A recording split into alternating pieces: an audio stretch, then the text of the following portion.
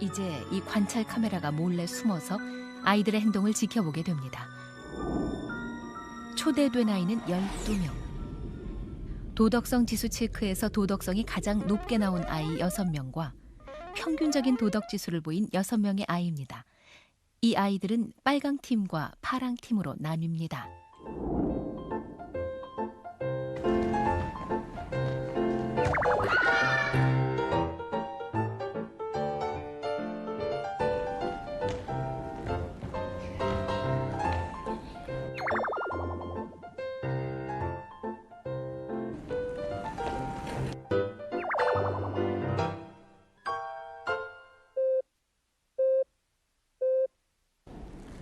먼저 빨강조끼 팀입니다.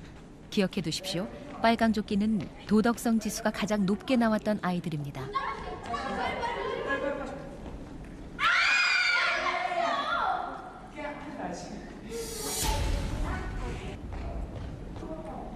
관찰 카메라는 숨겨져 있고 강당에는 아이들뿐입니다.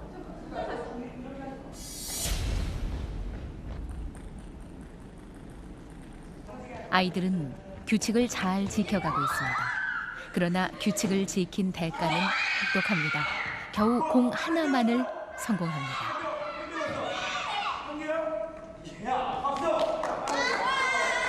준비 시작. 선생님 5분에 들어올게.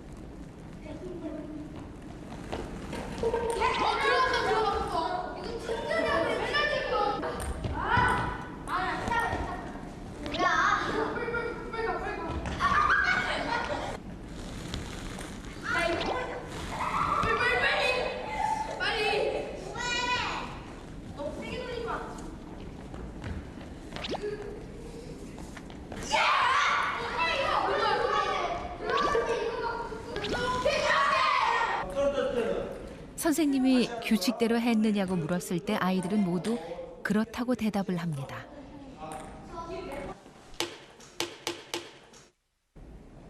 두 번째부터는 유혹의 요소를 더 강화해 보았습니다. 성공한 개수에 따라 선물을 준다는 달콤한 약속을 한 거죠. 먼저 빨강입니다. 선물이라는 달콤한 유혹까지 제시해 보았지만 이번에도 아이들은 우직할 정도로 규칙을 지켜가고 있습니다. 이번에도 역시 규칙을 지킨 대가는 혹독합니다.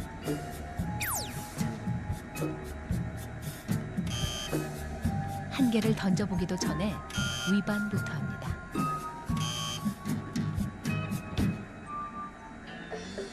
선물의 유혹이 너무 강했던 걸까요? 성공한 개수를 세고 이제 받게 될 선물의 마음을 뺏깁니다.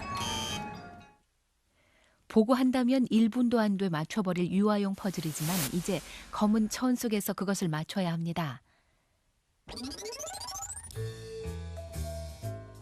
이번에도 빨강들은 굳건합니다. 12살 아이들이 이 정도로 행동이 일치해버린다는 게 놀라울 뿐입니다. 다시 파랑팀의 순서. 보지 말고 해야 한다는 규칙을 알려주고 선생님이 나갑니다. 바로 검은 천을 들춰봅니다. 보고 싶은 욕구를 참아야만 하는데 다들 그걸 참지 못하는 거죠. 보고 싶은 것을 참는 아이와 참지 못하는 아이, 이것은 자제력의 차이입니다. 화면에 글자가 나오는데 글자를 읽지 말고 글자 색을 말해야 합니다. 파랑, 검정, 이런 식으로 하면 됩니다. 파랑, 보라, 노랑. 파랑 팀은 어떨까요? 검정색, 보라색. 쉽게 결정을 못합니다. 자주색이요. 파랑, 보라. 글자를 읽고 싶은 욕구 때문에 자꾸만 틀립니다.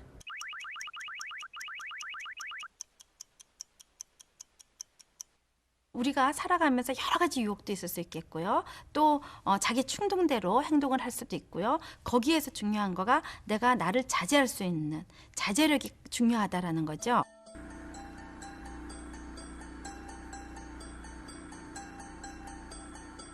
자아를 통제할 수 있는 능력은 한 인간이 살아가는 데 매우 결정적인 요소가 됩니다. 내 만족을 지연시킬 수 있는지도 도덕성의 일부라고 볼 수 있을 겁니다. 그런데 너무나 지금 잘 알려진 그러한 결과가 이렇게 만족 지연을 4세 때, 5세 때, 6세 때 잘하던 아이들이 결국 고등학교 가서 SAT, 우리 같으면 수능 점수도 높더라, 학교 성적도 좋더라. 우리는 앞서 도덕성을 이루는 정서적 측면, 즉 양심, 공감력, 이타성과 인지적인 측면, 자제력, 책임감, 분별력, 규범 준수 등의 요소가 아이들의 행동과 얼마나 관련이 있는지 지켜봤습니다. 이것은 12명에게만 해당되는 것일까요? 도덕성과 관련된 280개의 문항을 초등학생 300명에게 물어봤습니다. 결과는 상당히 충격적입니다. 도덕성은 아이의 거의 모든 행동과 연결돼 있었습니다. 도덕성이 낮은 아이들의 경우 집중력도 낮았고 또래 관계에서도 어려움을 겪었습니다. 과잉 행동이나 문제 행동 역시 더 많이 표출되었으며 공격성 역시 높은 척도를 보였습니다. 더 특이한 것은 왕따를 당하거나 왕따를 가하는 경우도 도덕성이 낮은 점과 유의미한 관계를 나타냈다는 점입니다. 놀랍지 않으신가요? 드러나지 않은 도덕성이 아이의 거의 모든 행동을 규정하고 조정하고 있었던 겁니다. 도덕적이고 너무 착하면 손해를 본다. 그 생각은 완전히 잘못된 거죠. 결국 도덕성이 높으면 그 아이의 경쟁력도 높아집니다.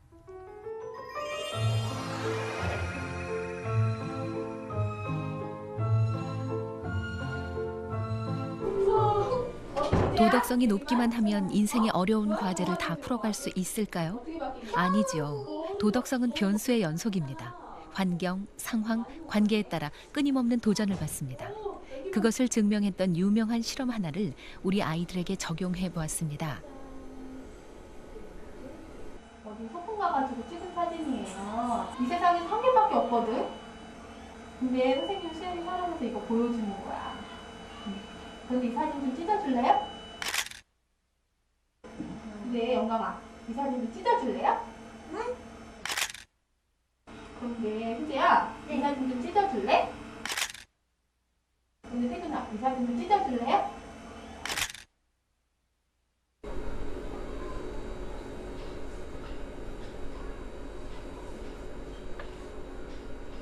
아이는 고민합니다.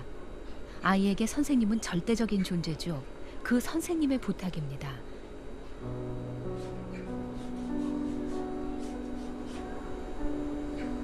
어렵게 사람이 없는 한쪽을 선택해 조심스럽게 찢어갑니다.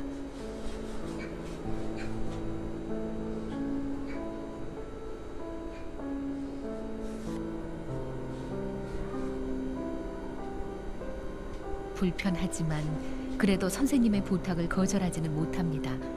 선생님의 부탁을 거절하면 선생님의 마음을 거스르는 것이고 선생님이 화를 낼지도 모른다는 불안감이 있는 거죠. 인간의 도덕성에 대한 최대의 변수는 이것입니다. 나를 보호하고 있거나 나보다 더 높은 사람의 요구가 있을 때 자신의 신념이나 양심은 꺾입니다. 이것은 단지 아이들만의 문제일까요?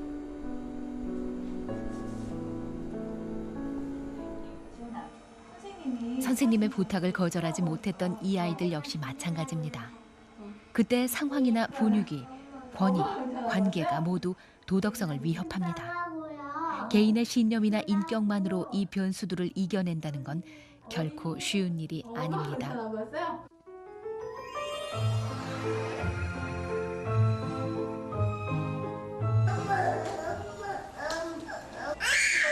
태어나면서부터 도덕적인 사람은 없겠지요. 24개월까지만 해도 아직 내 것과 남의 것을 구분하지 못하고 세상이 자신을 중심으로 돌아가고 있다고 믿는 거지요.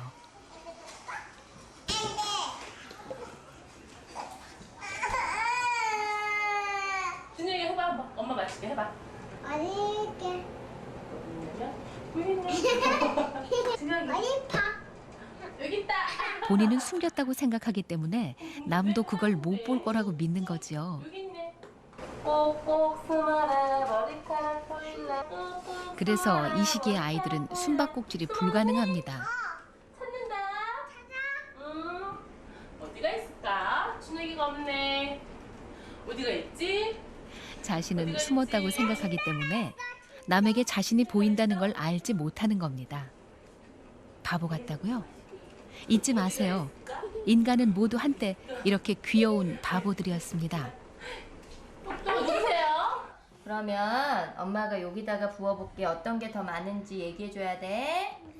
몇 번이고 같은 양의 물이라는 걸 확인시켜 준 후 바로 눈앞에서 그릇만을 바꾼 다음 물의 양을 물어봅니다. 준아, 그릇이 달라졌지? 응. 그럼 엄마가 문제 내볼게. 어떤 게 더 많은 거 같아? 많은 거 가져보세요. 그럼 어떤 거 가져갈 거야? 가져가봐. 준이 앞으로. 그거 가져갈 거야. 이게 더 많아서? 이쪽 게 많아요? 이쪽 게 많아요? 이거 줄게 자기가 바라보는 그릇의 차이만을 믿어버리는 거죠. 7살만 되어도 더 이상은 속지 않습니다. 주황색 물이 많을까? 파란색 물이 많을까? 똑같아 그렇지. 똑같아 4살 아이들은 세상 사람들이 모두 자기가 보는 것과 같은 것을 보고 있다고 믿습니다. 예담이 지금 뿡뿡이 어디가 보여요? 눈 눈이 보여? 그러면 예담아 지금 저기 초록 의자에 앉아있는 친구가 노랑이거든? 노랑이랑 인사해봐. 안녕 그러면 노랑이는 뿡뿡이 어디가 보일까? 입이 보여? 어디가 보이나요? 뭐가 보여 뿡뿡이? 눈 눈이 보였어. 그럼 노랑이는 뿡뿡이 어디가 보일까? 발가락 발가락? 노랑이는 뿡뿡이 아이들은 어디가 모두 보일까? 노랑이도 자신과 같은 쪽을 눈? 보고 있다고 눈이 말합니다.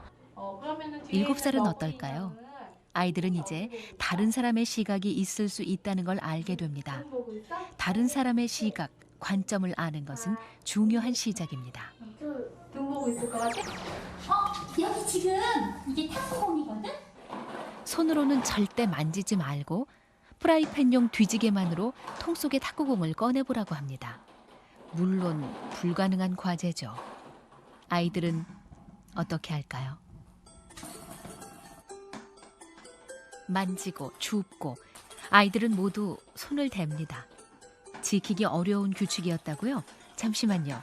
이 실험은 규칙 위반의 여부를 보려는 게 아닙니다. 중요한 건 이 다음입니다. 이거 힘들었을 텐데 손 됐어 안 됐어? 안돼 안 됐어요? 이거야 그거를 했어요? 청진이가 승리가 손을 댔다고 말을 하는데? 이른바 거짓말의 출현입니다. 됐어요? 아이들은 아주 꿋꿋하게 자신의 결백을 주장합니다. 그러면 지구가 손 안 대고 그냥 한 거야? 시치미를 떼지만 능숙하진 못합니다. 손 됐어요? 네? 안 됐어요? 하나는 났어?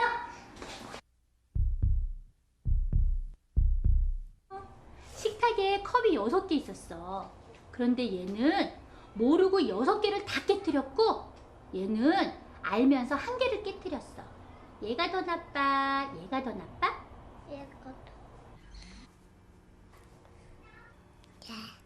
얘가요 삐용삐용 병원차 알지? 병원차에 아주 많이 아픈 사람이 탔어. 그런데 얘가 탄 차는 빨간불인데도 막 달려갔어. 그런데 얘가 탄 차는 파란불이 될 때까지 기다렸어. 얘가 더 나빠? 얘가 더 나빠? 얘가도 얘가요 얘가야?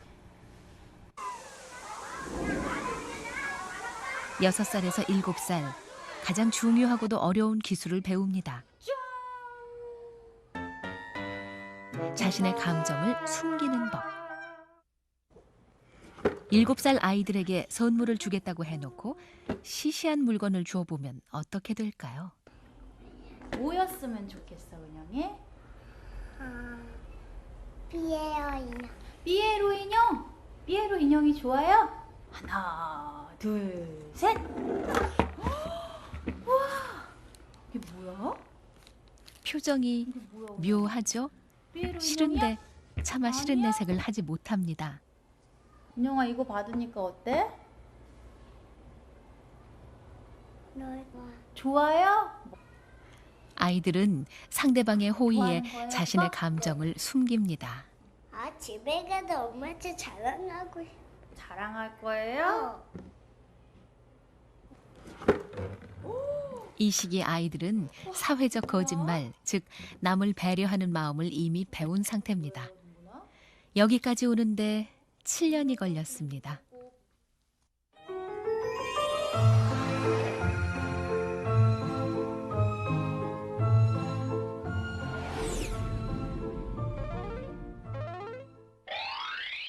아이들의 도덕성은 앞서 본 대로 정서적 측면과 인지적 측면은 물론 최초로 행동적 측면까지 연결돼 측정됐습니다.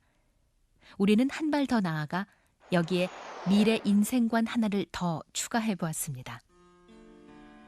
사실 도덕적 행동 실험에서 우리에겐 아이들이 위반했는지 안 했는지 여부가 그리 중요한 게 아니었습니다. 다만 규범을 준수한 아이들의 내면의 힘이 궁금했습니다. 다른 아이들과 다른 그들의 강점은 무엇일까요? 문항은 모두 280문항. 도덕성이 높은 아이와 평균 아이들은 인생관에서 어떤 차이를 보이게 될까요? 아이들은 이제 숫자판으로 자신의 인생관을 표현합니다. 자신들이 직접 체크한 숫자들입니다.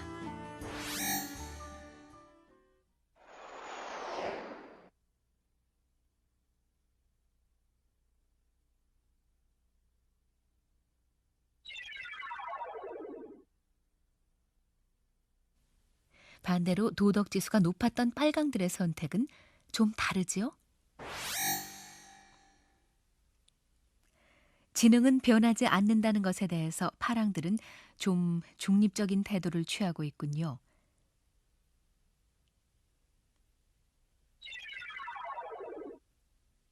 하지만 빨강들은 확실히 지능은 변한다고 믿는 쪽으로 더 많이 가 있습니다. 삶을 대하는 태도는 어떤가요? 이 문제에서 파랑들은 유독 더 낮은 수치를 선택합니다.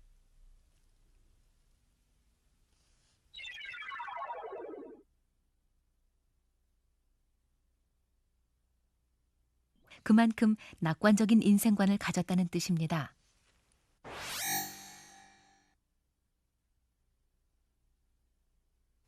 이번에도 파랑들은 낮은 숫자를 드는군요.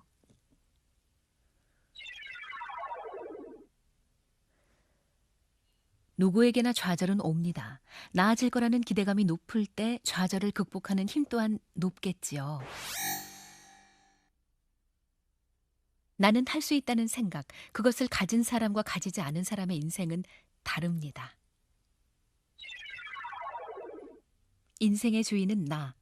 남들이 포기해도 자신이 그것을 해결할 수 있다는 믿음. 인생은 그때 발전합니다. 나는 못할 거야. 그것은 편견이고 고정관념입니다. 처음부터 그런 편견이 있었던 건 아닙니다. 이 간단한 테스트로 나이에 따른 편견과 고정관념의 정도를 비교해 볼까요? 도둑이 들었어요. 네. 이 중에 누가 도둑일까? 1번이요. 1번이요. 1번이요. 1번이요.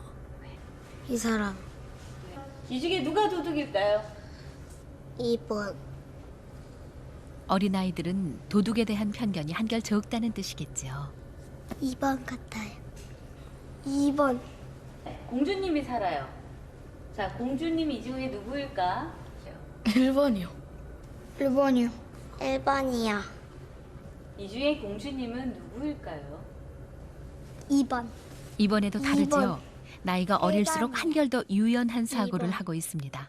2번이요. 어느 집에 사는 사람이 더 행복할까요?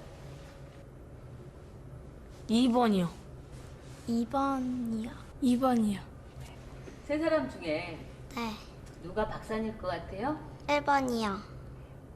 영화에서 보면 다 늙으시고 안경을 쓰고 계셔서요. 도대체 언제부터 이런 편견이 생겨난 걸까요? 아이들의 편견은 어떻게 만들어지는가? 와인잔을 가득 채우는 모습을 카메라로 찍은 다음 그것을 아이들에게 보여줘 봤습니다. 아이들은 TV에 대해 어른들과 다른 태도를 갖고 있다는 걸 곧 볼 수 있습니다. 자, 동건아, 이 네모 상자를 이렇게 확 엎으면은 주스가 어떻게 될 것 같아? 엎어져. 어떻게 된다고? 엎어져. 엎어져요? 쏟아져요.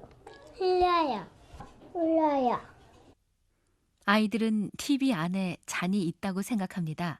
TV를 기울이면 와인도 쏟아질 거라고 믿습니다. 보이는 것을 그대로 믿어버리는 겁니다. 텔레비전에서 보이는 모든 게 아이들에게는 진실이 됩니다. 믿을 수 없다면 다음의 실험을 보시죠. 아이들을 세 그룹으로 나눈 뒤 첫 번째 그룹에게는 인형을 공격하는 모습을 보여줍니다.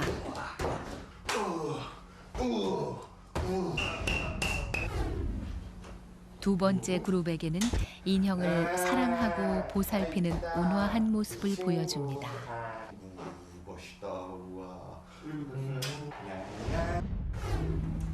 세 번째 그룹은 인형에게는 별다른 관심을 보이지 않는 무관심한 모습을 보여줍니다.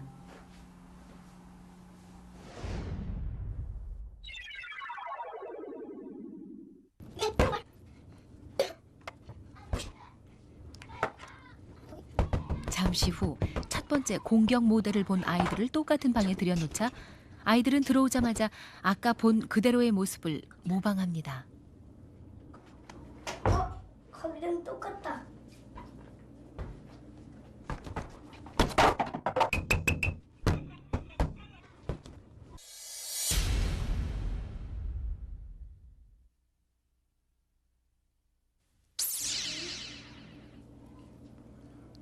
두 번째 친절 모델을 본 아이들입니다. 아이들은 옆에 칼이 있어도 그것을 사용하지 않습니다. 정확히 자신이 본 행동을 그대로 따라합니다.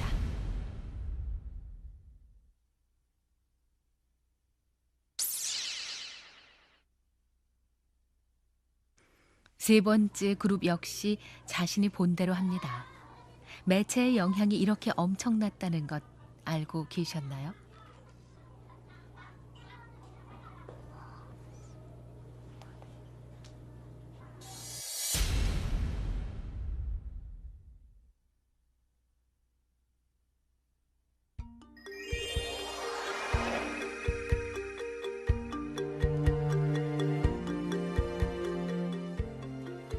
아이의 이야기가 아닙니다. 도덕성에 관한 한 아이와 어른의 차이는 종이 한 장보다 얇습니다. 9장이 아니고 10장이에요. 멀다면 그냥 갈 것 같고요. 가깝다면 아니 가까워도 안 갈 것 같아요. 도덕성이 별로 안 좋네요. 네, 갔습니다. 돌려주면. 예. 15만 원일까요? 맞으시죠? 예. 그거 돌려줘야죠. 네, 사장님 여기 15만 원이면 네. 맞으시죠? 네, 진짜 맞으시네요. 여기 사인 좀 부탁드릴게요. 거기서 알았으면 바로 줄 것 같은데요. 15만 원. 감사합니다. 맞으시죠? 네. 제가 원래 그런 거 거슬러 받았을 때 그냥 바로 주거든요. 네, 여기 있습니다. 15만 원이고요. 네. 네, 맞으시죠? 네. 네, 맞지. 성함이 박준호 씨인가요? 뛰어가서 줘야죠. 그 금액 드렸죠? 아, 네. 네, 여기 15만 원이고요. 감사합니다. 맞죠? 감사합니다.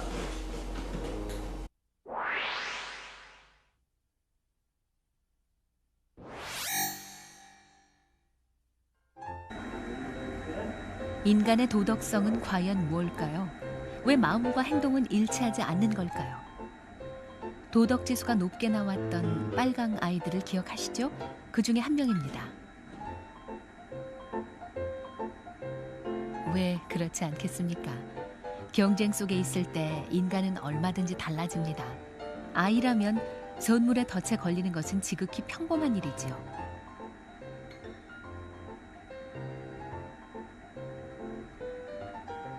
익명성, 경쟁, 시간의 촉박함이 아이를 더 강하게 지배합니다.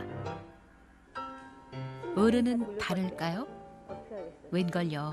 어른은 보통 그런 상황에 처하면 상황 논리로 자신을 합리화까지 합니다. 그것에 이제 위배되지 않는 이제 리포트를요 친구가 해줬는데 교수님한테 칭찬받고 발표까지 하게 됐어요. 다음 주에요. 가만히 있을 것인가 솔직히 말할 것인가. 얘기를 안 할 것 같습니다. 교수님한테 비밀로 하고. 결국 교수님은 속이겠네요. 그렇죠. 어쩔 수가 없이. 그건 당연히 발표를 해야죠. 발표는 해야 되겠죠? 교수님한테 솔직하게 말할 거예요. 못할 것 같아요. 가만히 있을 것 같아. 예. 이제 유두리 있게 이제 최대한 제가 잘 넘어가야 될 것 같습니다.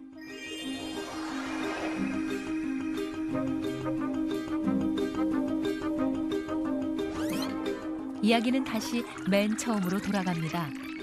그렇죠. 상황에 따라 언제고 포기해버릴 수 있는 도덕성. 그게 인간의 전부는 아닐 겁니다. 큰 수치에 가려졌던 작은 이야기. 어쩌면 희망은 거기에 있을 겁니다.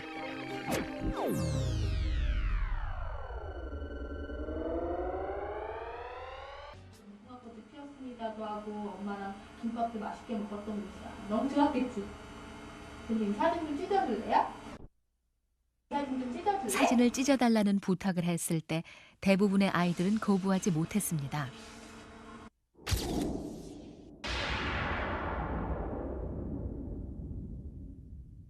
선생님이 어렸을 때 추억들이 다 담겨져 있는 거야, 이 사진 안에. 그런데 희재야, 이 사진 좀 찢어줄래? 아니요. 찢어주세요. 그냥 찢어주세요. 어떻게 찢어요 이걸? 플라스틱인데. 플라스틱 아니에요. 야, 어떻게 찢어요? 그냥 찢어주세요. 왜요? 그냥요. 안 찢고 싶다. 왜 안 찢고 싶어요? 어렸을 때 어떻게 생겼는지 모르고 그냥 찢어주세요. 근데 현아, 이 사진 좀 찢어줄래?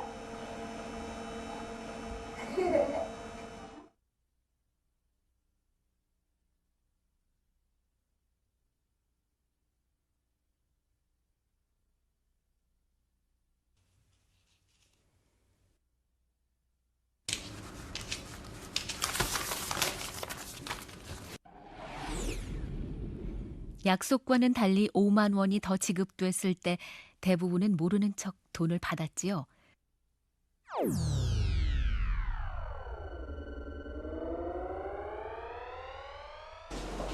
어제 현행금 금액 주셨죠? 예. 네, 여기 15만 원이고요. 맞으시죠? 10만 원도. 네? 10만 원. 10만 원이요? 그 순간 그는 어쩌면 10만 원이라고 말한 걸 후회했을지도 모릅니다. 그때 15만 원을 준다고 했을 때 무슨 생각 들었어요? 뭐 잘못 줬겠구나. 그냥 잘못 줬겠구나 생각밖에 안 들었어요. 15만 원이고요. 네. 맞으시죠? 뭐 제가 들은 것보다 5만 원 많은데? 네? 들은 것보다는 5만 원이 많은데? 10만 원이면. 네, 사례금 15만 원이고 맞으시죠? 이렇게 많이 주세요? 예? 15만 원이었어요? 15만 원이라고 말씀 안 드렸나요? 10만 원이라고 들었는데. 아, 10만 원이요? 15만 원이면 좀 아니에요? 잠시만요. 네. 돈을 떨면서 돈을 받나 보더군요. 저 되게 놀랐어요. 어떠세요? 에? 무슨 생각했어요? 솔직하게. 입이 방정이다. 그러겠어. 가만히 있었으면 15만 원 받았을 텐데라고 생각했어. 결과적으로는 어때요? 행복해 지금. 아 너무 치밀하다 도덕성. 치밀하고 행복한 도덕성. 스스로 자신의 정직을 확인하는 순간만큼 인간을 행복하게 하는 게 또 있을까요? 인생관까지 좌우했던 도덕성의 비밀은 바로 거기에 있을 겁니다. 감사합니다. 유리는 내 것과 남의 것을 구분하지 못해 보이는 것은 일단 뺏고 봅니다. 아직 도덕성의 1단계에도 이르지 못한 유아기 상태지요. 그러나 정말 그럴까요? 유리를 조그마한 실험실로 초대했습니다. 엄마와 한창 놀고 있을 때 요구르트를 쟁반에 받쳐들고 누군가 들어섭니다. 실수를 한 척 요구르트 병을 쏟아버립니다. 그러자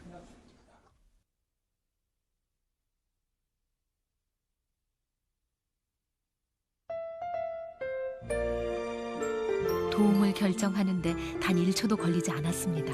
인간은 모두 여기에서 출발했습니다.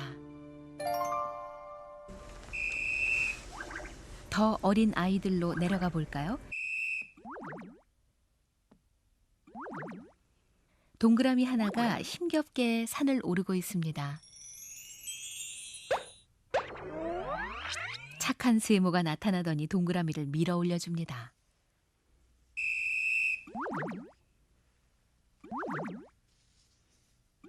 다시 동그라미 하나가 힘겹게 산을 오릅니다. 이번에는 나쁜 네모가 나타나 동그라미를 밀어버립니다. 아이들에게 그 2개의 상황을 보여줍니다. 10개월 된 아이들입니다.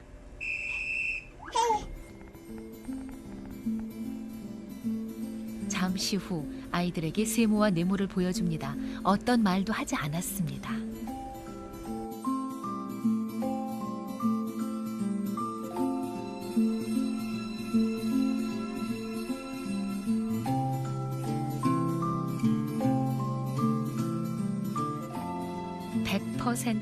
착한 세모를 짚습니다. 인간은 모두 여기에서 출발했습니다.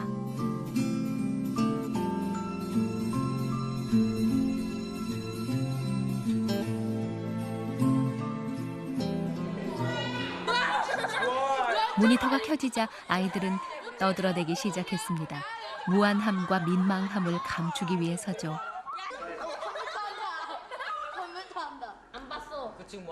그 다음에 부끄러움이 찾아옵니다. 아이들은 자신의 모습을 차마 제대로 보지 못합니다. 부끄러움, 그것은 도덕성의 다른 이름이지요. 부끄러움을 아는 자만이 참으로 도덕성에 이릅니다. 너무 창피해요.